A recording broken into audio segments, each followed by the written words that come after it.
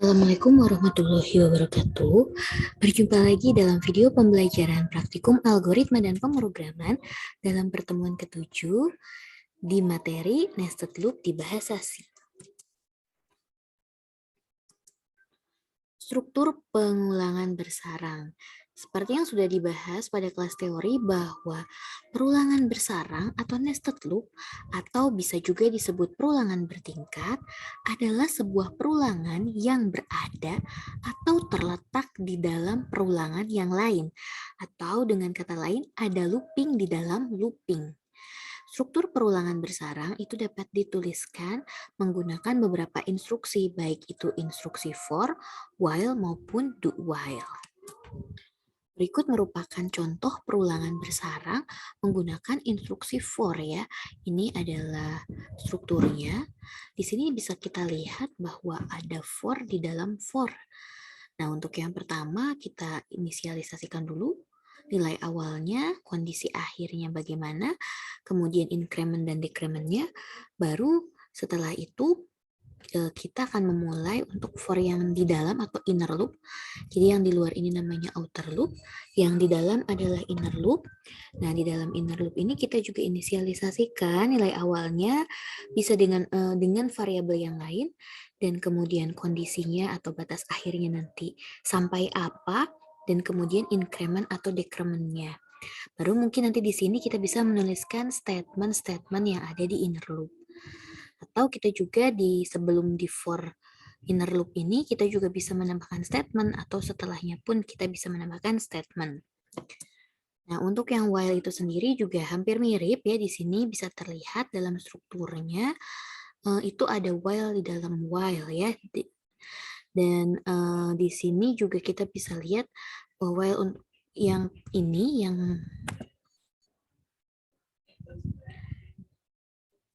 ini merupakan outer dan yang ini merupakan innernya. Untuk do while juga sama. Di sini adalah inner loop-nya dan yang paling luar ini disebutnya outer loop. Ini adalah contoh kasus loop bersarang. Untuk kasus yang pertama, di sini soalnya adalah kita diminta untuk membuat program untuk mencetak outputnya sebagai berikut. Jadi nanti akan ada tulisan perulangan luar I-nya 0, perulangan dalamnya I, J 0,0, dan seterusnya ya, sampai di sini berakhir di perulangan luarnya adalah 2 dan perulangan dalamnya I, J. Nah, di sini bisa kita lihat ya bahwa ini menggunakan loop bersarang karena ada perulangan luar dan ada perulangan dalamnya. Jadi untuk perulangan luar 0 yang pertama, kita akan melakukan perulangan sebanyak 5 kali untuk yang bagian dalamnya. Sehingga di sini ada 00, 01, 02, 03, 04. Begitu juga untuk ketika I-nya itu 1 juga memiliki 5 sub ya. Ada 10, 11, 12, 13, dan 14. Sampai nanti perulangan luarnya ada di 2. Nah, bagaimana kita membuat programnya? Jelas sekali di sini bahwa kita akan membutuhkan 2 variabel. Yang pertama variabel I dan J. I untuk perulangan luarnya dan J itu untuk perulangan dalamnya. Nah, untuk menggunakan for, kita bisa membuat kode program sebagai berikut. Di sini kita punya integer I, J, dan kemudian di sini ada untuk yang luarnya, for luarnya tadi, itu sampai 2 ya, dari 0 sampai 2. Bisa kita buatnya I sama dengan 0, I kurang dari 3, I plus plus, ini untuk perulangan luar ya, kita printkan dulu sesuai yang ada di sini. Kemudian nanti untuk inner loop-nya kita juga tuliskan for J sama dengan 0, J kurang dari 5, karena tadi di sini dari 0 sampai 4. Kemudian kita printf-kan perulangan dalam itu nilainya %D, %D yang pertama itu adalah nilai I-nya dan berikutnya adalah nilai J-nya. Oke, dari penjelasan contoh 1 ini Di dalam kode program di atas, kita telah membuat 2 buah perulangan.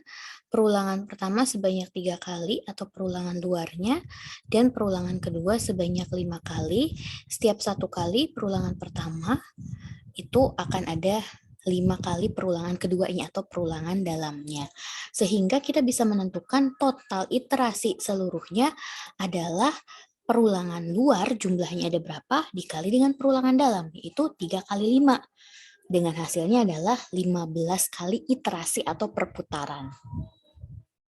Nah, yang berikutnya ini contoh kedua adalah pola O. Kita diminta untuk membuat program yang nanti akan mencetak output sebagai berikut ya. Jadi ada huruf O di sini. Oke, kita bisa lihat dulu di sini ya. Kita lihat ada polanya, yaitu dia akan mencetak O sebanyak 5 baris ya. Dan untuk kolom ke sampingnya itu ada 7 baris begitu ya. Jadi kita bisa tahu di sini yang merupakan perulangan luar adalah barisnya, yaitu tadi ya, nanti kita akan punya variabel yang mengcounter dari 1 sampai dengan 5, dan untuk perulangan dalamnya kita akan mempunyai variabel J, misal contohnya ya, yang dimulai dari 1 dan sampai 7. Sehingga kode programnya sebagai berikut kalau menggunakan while. Oke, di sini ada integer i, j, i sama dengan 1 ya, kita inisialisasi dulu untuk perulangan dalamnya, perulangan luarnya, mohon maaf. Kemudian di sini while i kurang dari sama dengan 5, maka kita akan mengerjakan perulangan dalamnya ya, karena kita akan mencetak O-nya ke samping sebanyak 7 kali. Di sini kita juga inisialisasikan J-nya dimulai dari 1. Selama J-nya kurang dari sama dengan 7, maka kita printf-kan O-nya ya. Kemudian beri J++ sebagai increment dari perulangan dalam. Dan setelah semuanya dicetak, O-nya sebanyak 7 kali, baik untuk baris pertama, kedua, ketiga, keempat, dan kelima. Nah, setiap akhir dari percetakan O di setiap baris, kita tidak lupa ya, setelah selesai mencetak O sebanyak 7, itu ada printf \n karena untuk enter. Dan kemudian i-nya juga jangan lupa di plus-plus agar dia bisa naik ke nilai i berikutnya ya, yang dari 1 nanti naik jadi 2, print lagi O-nya sebanyak 7 kali. Kemudian di plus-plus lagi i-nya jadi 3 dan seterusnya. Nah, untuk yang contoh 3 ini ada pola O dengan modifikasi plus ya, di mana di sini yang diminta adalah membuat program untuk mencetak output sebagai berikut. Oke, bisa kita lihat di sini ada yang pakai plus ya, ada yang pakai O. Nah, bagaimana polanya? Oke, jadi polanya adalah, oke, di sini kita menggunakan konsep yang sama, menggunakan while seperti yang di contoh 2 tadi. Tapi kalau tadi semuanya dicetak O ya, tanpa ada if, di sini ada if. If-nya itu adalah kalau misalkan nilai J-nya kurang dari I atau kolomnya kurang dari I. Nah, ini lihat ya, kolomnya ini kan kurang dari I. Oke, kurang dari sama dengan I, maaf maksudnya. Maka yang dicetak itu adalah pola O. Sementara kalau tidak, nah seperti ini ya. Ini kan kolomnya itu kolom kedua gitu ya. Dia kan berarti lebih besar dari I-nya, karena di sini I-nya nilainya adalah 1. Maka yang dicetak itu masuk ke else, yaitu menggunakan pola atau simbol plus. Nah, kemudian jangan lupa J-nya di plus-plus. Kalau sudah melakukan percetakan dalam satu baris, kita enter dan I-nya di plus-plus, naik lagi untuk menuju I-nya sama dengan 2 dan seterusnya sampai dengan 7. Oke, yang berikutnya ini contoh 4 pola bintang 2. Ini di contoh 4 ini silahkan nanti dikerjakan. Nah, ini ada petunjuknya ya. Ini latihannya. Ini diberi tugas yang lebih sulit dari yang kemarin pernah kita bahas, yaitu di sini diberikan sebuah bilangan misalnya N.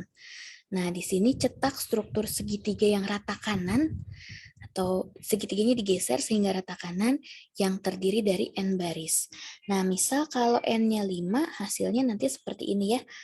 Oke, di sini cetak bagian kiri terlebih dahulu petunjuknya. Silahkan teman-teman kerjakan terlebih dahulu. Nanti pada sesi meeting akan kita bahas. Oke, kalau sudah nanti latihannya juga mohon dikerjakan untuk mencetak matriks identitas 5x5 ya dengan pola seperti ini. Nah, kita lihat pola mana yang berulang sama. Oke, dan mana yang berbeda. Yang selanjutnya adalah latihan lagi, silakan dikerjakan untuk tugas ini untuk menampilkan tabel perkalian 1 sampai dengan 10. Oke, jadi di sini bisa terlihat ya, 1 kali 1 hasilnya 1, 1 kali 2 hasilnya 2, 2 kali 2 hasilnya 4, begitu ya. Silahkan bagaimana polanya, dua-duanya ini baik untuk matriks identitas maupun untuk tabel perkalian sama-sama menggunakan nested loop. Oke, materi selanjutnya yaitu perintah break and continue. Jadi break ini bukan hanya ada pada switch case saja ya, tetapi dalam looping pun kita mengenal yang namanya break dan continue. Apa itu break? Break itu atau penggunaan break ini akan membuat program keluar dari perulangan yang mengandung kata kunci tersebut. Begitu ya. Jadi nanti kalau di dalam suatu program ada break-nya, ketika menemui statement break, maka programnya akan keluar.